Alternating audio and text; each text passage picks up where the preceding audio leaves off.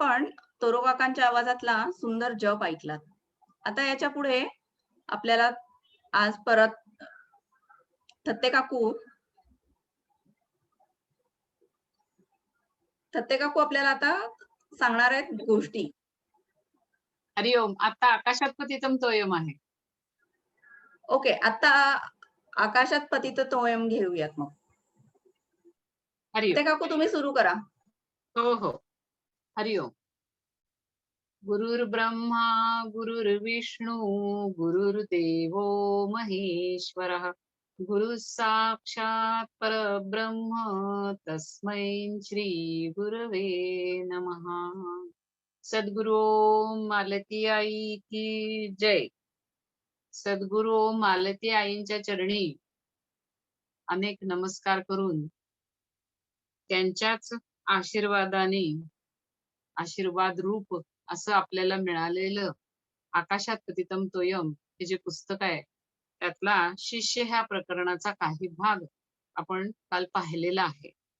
त्यामध्ये शिष्याचे रूप याविषयी आपण वाचत होतो. शिष्याचे रूप याविषयी काल आपण बघितलं की एखाद्या ओबडधोबड अशा दगडातून जसा एखादा उत्तम शिल्पकार एखादी सुबक सुंदर अशी देवतेची मूर्ती घडवतो, त्याप्रमाणे आपल्या अज्ञानी अशा शिष्यातनं एका ज्ञानी शिष्याची एका सिद्धाची मूर्ती हा सद्गुरु घडवत असतो आणि त्यासाठी त्याला कठोरपणाने शासनही करावं लागतं, कधी प्रेमाने समजूनही सांगावं लागतं आणि ह्या सगळ्या गोष्टी सहन करण्याची शिष्याची पण ताकद असावी लागते. तर आपण असं म्हटलं की ह्या सर्व प्रकारच्या रस्त्यावरती चालवायला सद्गुरु एखाद्या आईप्रमाणे शिकवत असतात आपल्याला. त्याच्या पुढचा भाग आता आपण वाचून त्याचा अभ्यास करूया. सद्गुरु आपले कार्य करतात, मग शिष्याने पण आपले स्वरूप मनरूपी आरशात पारखले पाहिजे. आपली दिनचर्या, आचार विचार आणि नम्रता वाढवून गुरूंच्या प्रती आपले आकर्षण वाढवले पाहिजे. आपल्या जीवनाचे प्रेरणा स्त्रोत जणू बिनकिल्लीचे उघडले गेले आहे असे त्याला वाटले पाहिजे. आता त्याच्या समोर अपार ज्ञान भंडार उघडे आहे आणि भंडार किती भरलेला आहे ह्याला काही मोजमाप नाही. इथे मनरूपी आरशात असं म्हटलेलं आहे. आपण पाहतो की आपल्याला स्वतःला सर्वात जास्त ह्या जगात जर कोण ओळखत असेल तर ते आपणच ओळखत असतो. आपल्या अगदी आई वडील आणि घरातली आपली बहीण भावंड ही सुद्धा पूर्णपणे आपल्याला ओळखत नसतात जितकं आपण स्वतःला ओळखत असतो. आणि आपण स्वतःला जितकं ओळखतो त्याच्याही पेक्षा जास्त आपल्याला सद्गुरु ओळखत असतात. म्हणून इथं काय म्हटलंय की मनरूपी आरशामध्ये स्वतःचं रूप प्रत्येकाने पाहिलं पाहिजे. म्हणजेच आपण स्वतः कसे आहोत हे आपल्या आपल्या मनामध्ये प्रत्येकाने समजून घेतलं पाहिजे. आपली दिनचर्या, विचार, आचार हे कसे आहेत ह्याचं त्यांनी परीक्षण केलं पाहिजे आणि त्याच्यामध्ये आवश्यक ती सुधारणा घडवून आणली पाहिजे. तसंच नम्रता वाढवली पाहिजे. स्वभावातली नम्रता हा अत्यंत अनमोल असा गुण आहे की जो आपल्याला व्यवहारामध्येही यश देतो, अध्यात्मामध्येही यश देतो आणि सद्गुरूंच्याकडनं कृपा प्राप्त करून घेण्यासाठी सुद्धा यश देतो. तर अशा प्रकारे ह्या अत्यंत उपयुक्त अशा नम्रतेचा जो गुण आहे तो प्रत्येकाने आपल्या आतमध्ये किती आहे ह्याचं परीक्षण केलं पाहिजे आणि तो गुण स्वतःच्या आतला वाढवला पाहिजे. जेव्हा आपल्याला सद्गुरूंचा आशीर्वाद मिळतो आणि आपल्याला जेव्हा अनुग्रह मिळतो त्यावेळेला त्याला असं वाटलं पाहिजे की जसं काही एक अंतःप्रेरणेचा, एक अंतस्फूर्तीचा आणि आत्मिक अशा उत्साहाचा एक कप्पा बिनकिल्लीचाच आपल्या समोर उघडला गेलेला आहे. आणि त्यामुळं त्याच्या समोर काय होतं तर अपार असं ज्ञान भंडार खुलं होतं. त्याचं कारण असं आहे की सर्व सद्गुरू हे ब्रह्मपदीच पावलेले असतात. त्यामुळं या जगामध्ये जेवढं म्हणून काही ज्ञान आहे, ते सर्व ज्ञान हे त्यांना हस्तगत असतं. त्यामुळं त्याच्याशी आपण जेव्हा जोडले जातो, तेव्हा जणू ह्या विश्वातलं सगळं ज्ञान हे आपल्यासाठी उघडलं जातं. सिमसिम खुल सिमसिम होतं या गुरुमंत्राने. परंतु त्याच्यामध्ये आपण ते दार उघडण्याचा किती प्रयत्न करतो? आपण ते दार उघडं किती वेळ ठेवू शकतो? त्याच्यामधल्या ज्ञान भंडारामधनं आपण काय घेऊ शकतो? आणि घेतलेलं किती टिकवू शकतो? ह्या सगळ्या गोष्टी पुन्हा प्रत्येक साधकावरती अवलंबून असतात. शिष्याने रोज दिवसभरातील आपल्या आचार विचार व्यवहार क्रिया प्रतिक्रिया यांचे विश्लेषण केले पाहिजे. ज्या चुका झाल्या असतील त्याची पुनरावृत्ती होता कामा नये. तसेच तशी काही चूक झाली असल्यास सद्गुरूंच्याकडे क्षमा याचना केली पाहिजे. भविष्यात अशी चूक होणार नाही असा संकल्प केला पाहिजे. असा संकल्प केल्याने मनःशांती मिळते. चांगले काम करण्याची प्रेरणा मिळते आणि सत्कर्माने भांडार वाढते. या ज्ञान भांडारात जसजशी भर पडते, तस तशी गुरु समोर जाण्याची आपली क्षमता वाढते.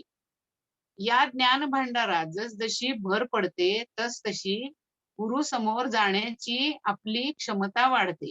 हे मुद्दाम दोनदा वाचलं. यात त्रुटी आली की व्यवहारात सुद्धा चुका होऊ लागतात. जे सत्कार्य सद्गुरूंना तुमच्या माध्यमातून करायचे आहे, ते दुसऱ्याकडे जाते. शिष्याला आपले रूप आपणच उजळायचे असते. सद्गुरू केवळ आधार देतात, अर्थात बोट धरतात. चालायचे तर आपल्यालाच असते. शिष्याला अर्जुनाप्रमाणे एक लक्ष असले पाहिजे. अर्जुनाला बाण मारताना पोपटाचा केवळ डोळाच दिसला, तद्वत आपल्या ध्येयावर आपण लक्ष ठेवून चालले पाहिजे. आता सरळ साध्या-साध्या गोष्टी सांगितल्यात आणि त्या साध्या-साध्या गोष्टीमध्ये सुद्धा आईंची भाषा नेहमी साधीच असते, पण त्याच्यामध्ये फार गहन अर्थ भरलेला असतो. तर शिष्याने रोज दिवसभरातील आपल्या आचार विचार आणि व्यवहार क्रिया प्रतिक्रिया यांचे विश्लेषण केले पाहिजे आणि ह्यासाठीच आध्यात्मिक डायरी लिहायला सांगतात हे सगळे सद्गुरू आणि संत. आणि बऱ्याच वेळेला आपण शिष्य कोणीही ते लिहित नाही. तर त्याच्यामुळं काय होतं, आपल्या आज आपण काय केलं? आज आपण चांगलं किती वागलो? आज आपण वाईट किती वागलो?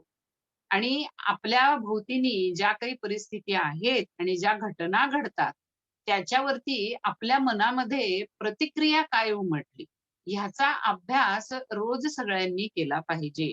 त्याच्यामुळं काय होतं, तर 2 गोष्टी होतात. एक म्हणजे पहिली अगदी सुरुवातीची गोष्ट अशी होते, की नकळत असं मनाकडे पाहत असताना आपण मनापासून वेगळे होतो. म्हणजे तिथपासून साक्षी भावाची सुरुवात होते.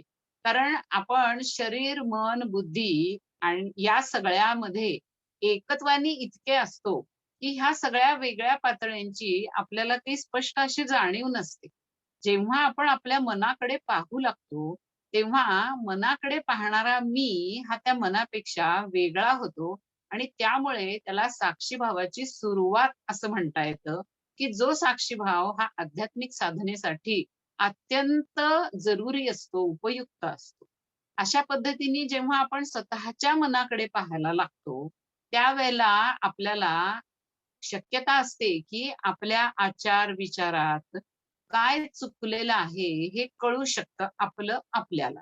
आणि दुसरी गोष्ट अशी आहे, की आपल्या मनाला आपणच पाहू शकतो.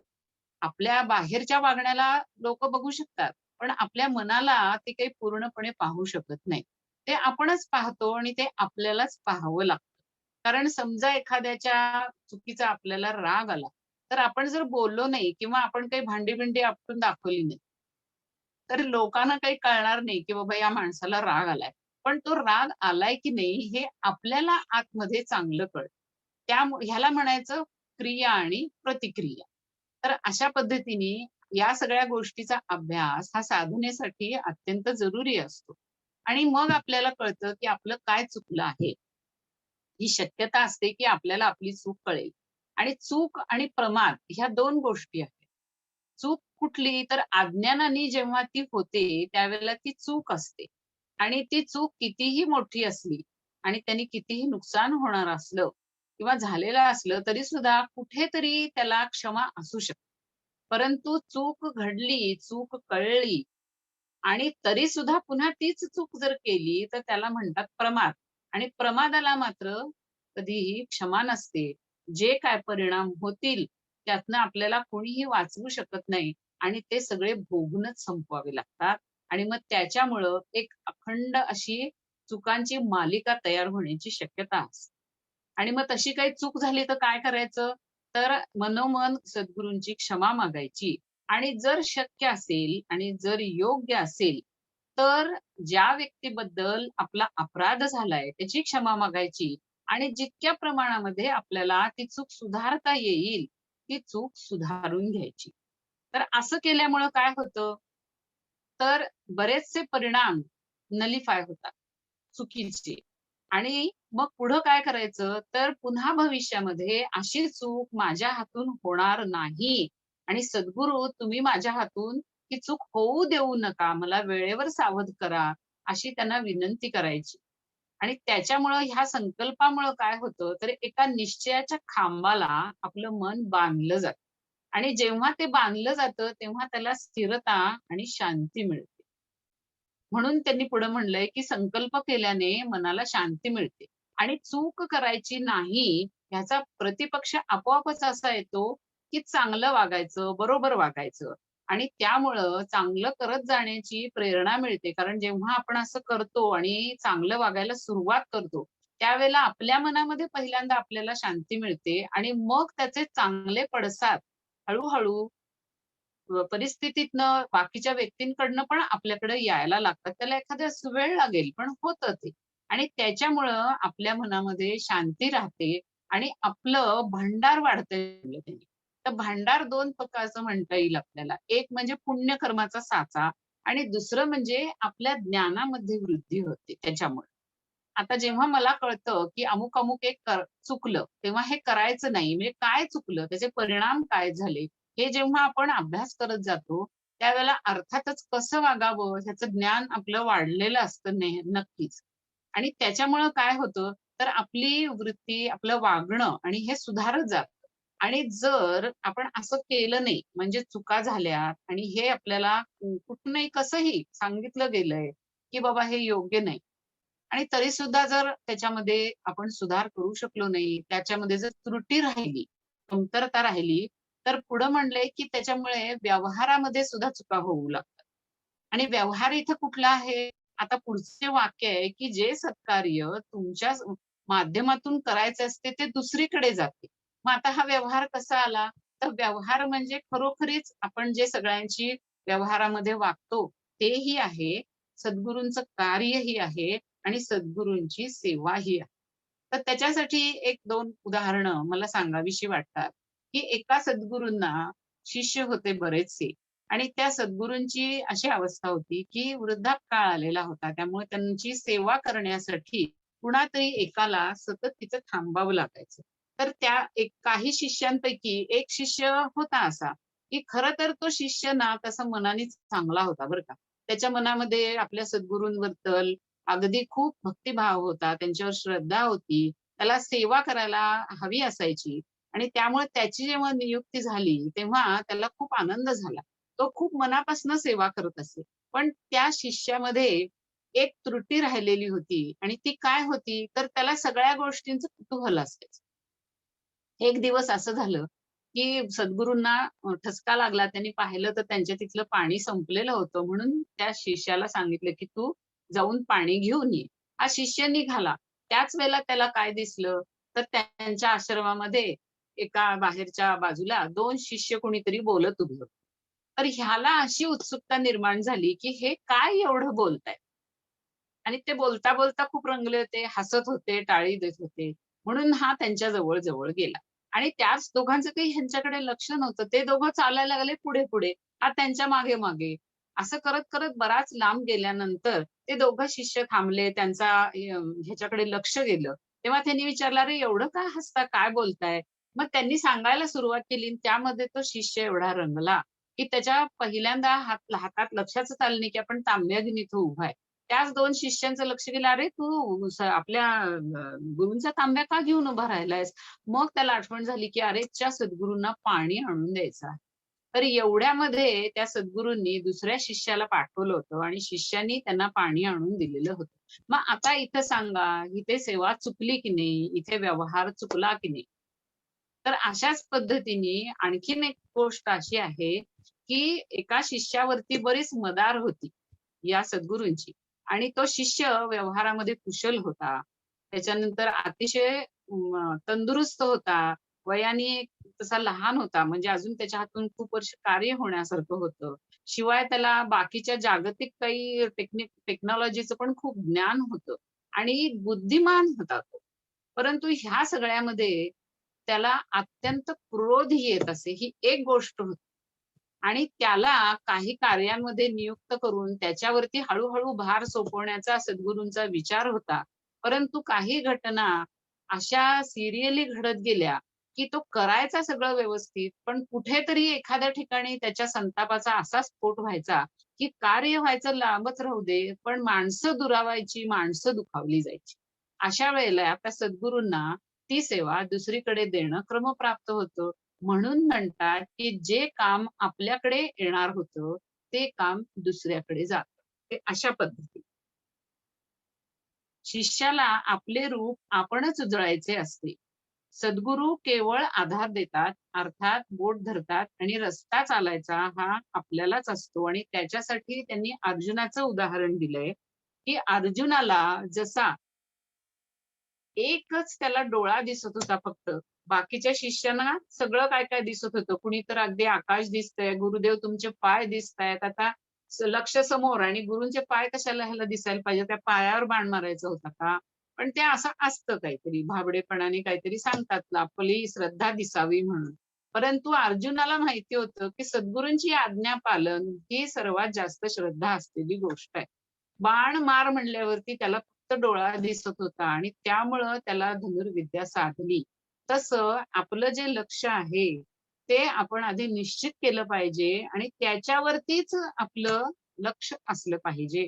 आपल्याला बऱ्याच वेळेला प्रवचनांमध्ये आईंनी हा प्रश्न विचारलेला आहे, की तुम्ही इथं आलात, माझ्याकडनं अनुग्रह घेतला, पण एकदा मनाला खरंच विचारा, की तुम्हाला खरंच देव हवा आहे का? म्हणजे ते जर तुमचं लक्ष नक्की असेल, तरच तुम्हाला देव भेटणार आहे. शिष्याचे नवजीवनातील आचरण. जशी आई आपल्या नवजात बालकाला जन्म देते, तसेच गुरु मिळाल्यावर शिष्याचा जसा काही पुनर्जन्म होतो. शिष्याला आपले पूर्वजीवन, गत आयुष्यातील सवयी, आचरण आणि व्यवहार बदलावे लागतात. अशा तऱ्हेने आपल्या सर्व पूर्वस्मृतींना विसरून गाडून टाकावे लागते बरं का. ही पहिली पायरी आहे. म्हणजे हे एवढं पहिल्या पायरीवरतीच आहे. पुढे वर जाण्यासाठी आणखी परिश्रम घ्यावे लागतात. परिश्रम म्हणजे कठोर साधना. जितके परिश्रम घेऊ, साधना करू, त्याचे फळ तितकेच गोड मिळेल. परंतु योग साधनेचा मार्ग एक कठीण मार्ग आहे. त्यावर चढून जाणे इतके सोपे नाही. हे आपण अनुभवतच आहे. जसे डोंगर चढताना जितके ओझे कमी, तितके वर चढणे सोपे.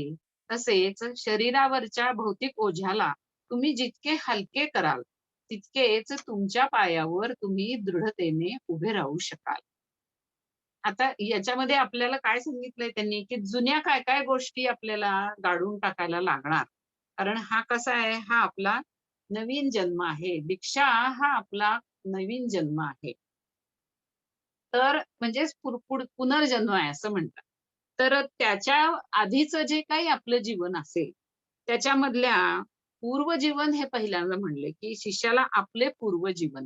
तर या पूर्वजीवन या ह्याच्यामधनं आपल्या पूर्वीच्या आयुष्यामध्ये काही वाईट घटना घडलेल्या असतात किंवा अतिशय चांगल्या परंतु व्यावहारिक अशा काही घटना घडलेल्या असतात. तर ह्या दोन्हीही गोष्टींचा संदर्भ आपण मनामधनं बाजूला करावा लागतो.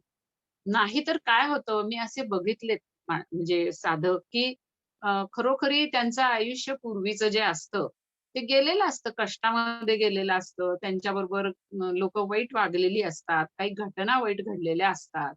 परंतु आत्ताचं जर आयुष्य बघितलं, तर व्यवस्थित असतं. मग अशा वेळेला आत्ता जर तुम्हाला सर्व सुखसोयी आहेत, तर आपली ध्यानामध्ये प्रगती व्हायला पाहिजे. आपण खूप साधनेमध्ये वेळ दिला पाहिजे. परंतु त्यांचं तसं होत नाही. त्याचं कारण आहे, की मागच्या ज्या पूर्वजन्मातल्या ज्या आत्ताच्या गेलेल्या जन्मातल्या ज्या काही घटना असतात, म्हणजे ह्याच जन्मातला जो आयुष्याचा भाग गेलेला आहे, त्यातील घटना. तर त्यांचे जे ठसे त्यांच्या मनामध्ये असतात, ते पुसले जात नाही. आणि ते पुसायचा प्रयत्नही करत नाहीत. उलट ते त्याच गोष्टी प्रत्येक आलेल्या नवीन ओळखीच्या माणसाला परत सांगत बसतात. असं सांगणं हे आपण त्या गोष्टी आणखीन घट्ट करत जात असतो. आणि असं जर असेल तर ध्यानामध्ये त्या गोष्टींचा त्रास होतो. गत आयुष्यातील सवयी, आता सवयी तर आपल्याला सगळ्यांना बऱ्याच प्रमाणामध्ये अशा असतात, की ज्या सुखासीन जीवनाशी निगडीत असतात. आणि कुणाला टीव्ही खूप बघायची सवय असते.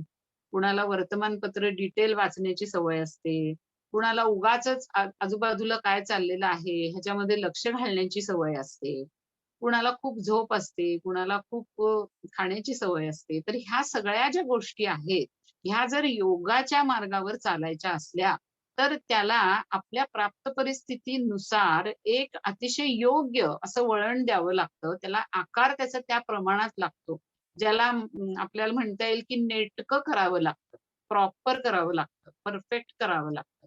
आणि त्यामुळं नंतरच आपली पुढं प्रगती होणार असते. आणि आचरण आणि व्यवहार बदलावे लागतात. म्हणजेच आपण जे काही बाकीचे व्यवहार करतो, त्याचा सुद्धा इथे संदर्भ थोडासा येतो, की खूप काही गोष्टी आपण करत असतो आणि त्याच्यामध्ये आपला वेळ जात असतो. आणि त्या सगळ्याचा त्या सगळ्या आपल्या वागण्याचा आणि आपण ज्या व्यवहारामध्ये आहोत, आपलं जीवन ज्या पद्धतीने जातंय, त्या सगळ्याचा आणि साधनेचा एक साकल्याने विचार करावा लागतो, जेव्हा साधनेमध्ये प्रगती हवी असते. आणि हे सगळं केल्यानंतर आपण पहिल्या पायरीवर येतो, म्हणजे आपण साधना करण्यासाठी योग्य होतो. आणि योग साधनेचा मार्ग हा कठीणच आहे. तर आता हे जे पुढे म्हणलंय, की शरीरावरच्या भौतिक ओझ्याला, या भौतिक ओझ्याचा अर्थच मी मगाशी सांगितला तो आहे. भौतिक ओझं म्हणजे फक्त शरीराचं वजन असं नाही. तर भौतिकतेकडे झुकणारी आपल्या मनातल्या ज्या गोष्टींची आकर्षण आहेत, ते मनावरचं ओझं आपण थोडंसं कमी केलं पाहिजे. आणि ते आकर्षण कमी करून आपण आध्यात्मिकतेकडं आणि आपल्या सद्गुरूंकडं, साधनेकडचं आकर्षण हे वाढवलं पाहिजे. ते आपल्याला वर नेणारं ठरतं आणि ह्या भौतिक गोष्टींचं जे आकर्षण आहे, ते आपल्याला साधनेमधनं बाहेर काढणारं किंवा प्रगती जर झाली असेल, तर पुन्हा ती कमी होण्यासाठी, अधोगतीला जाण्यासाठी कारण ठरतं, एखादं वजन बांधल्यासारखं.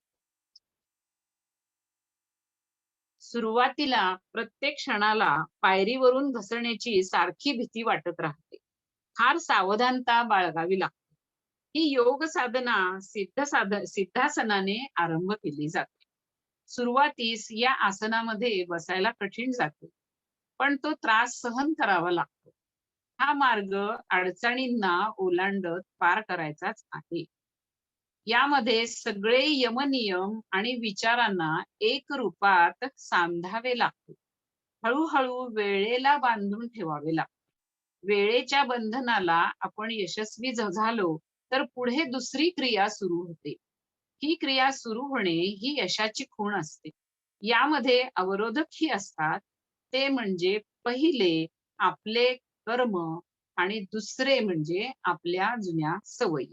आता इथे आईनी या सिद्धासनाचा म्हणजे साधनेला बसताना कशाप्रकारे आसन असावं ह्याचा उल्लेख केलेला आहे. तर त्याच्याविषयी फार काही मी सांगत नाही, कारण बऱ्याच जणांना ह्याविषयी माहिती आहे, की सगळ्यांना काही सिद्धासनामध्ये, पद्मासनामध्ये, इव्हन अर्ध पद्मासनामध्ये किंवा वज्रासनामध्ये बसता येत नाही. परंतु सुखासन ही जी एक कन्सेप्ट आहे, की ज्या आसनामध्ये जिथं जसं तुम्हाला सुखाने खूप वेळ बसता येईल, त्या आसनामध्ये आपण बसायला पाहिजे. म्हणजे आपल्या शरीराला कमीत कमी कष्ट होऊन जास्तीत जास्त आपलं मन साधनेमध्ये स्थिर राहील, एवढंच मी इथं सांगू शकते. तर इथे म्हणणं असं यांचं, की आपण हा नवीन मार्ग धरलेला असल्यामुळं ह्या मार्गामध्ये अडचणी ह्या येणारच आणि हा मार्गच मुळी असा आहे, की अडचणींना पार करतच आपल्याला पुढे जायचं असतं. तर ह्यातली पहिली मुख्य गोष्ट जी आहे, की वेळेचं बंधन.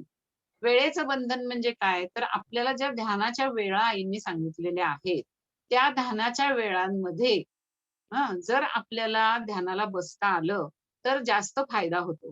परंतु आपल्या सर्वांना ते काही शक्य नसतं. त्यामुळे स्वतः आईंनीच सांगितलेलं आहे, की तुमचा जो जीवनाचा क्रम आहे, तुमच्या रोजच्या दिनचर्येमध्ये जे तुम्हाला एक ठराविक सोयीस्कर अशी जी वेळ आहे, की जेव्हा तुम्ही मोकळेपणाने ध्यानाला बसू शकता, साधनेला बसू शकता, ती एक वेळ तुम्ही निवडा आणि त्याप्रमाणे दररोज त्याच वेळेला ध्यानाला बसावं, असं हे वेळेचं बंधन आहे. तर ह्या वेळेच्या बंधनाला जर आपण यशस्वी झालो, तर मग पुढच्या क्रिया सुरू होतात. म्हणजेच आपल्याला ध्यानामध्ये आनंद वाटायला लागतो. ध्यानाला बसल्यानंतर ज्या काही शरीराच्या आणि मनाच्या कुरकुरी असतात, त्या कमी व्हायला लागतात आणि ही यशाची खूण असते. यामध्ये अवरोधकही असतात. तर हे अवरोधक कोणचे? तर ते 2 आहेत. ते म्हणजे एक म्हणजे आपलं कर्म आणि दुसरं म्हणजे आपल्या सवयी. हरिओम. इथे थांबायचं का? मला वाटतं वेळ झालेली आहे. हो, वेळ झालेली. उद्या पुढचा भाग बघू. सर्वांना माझा नमस्कार. हरिओम. सद्गुरू ओम मालती आई की जय.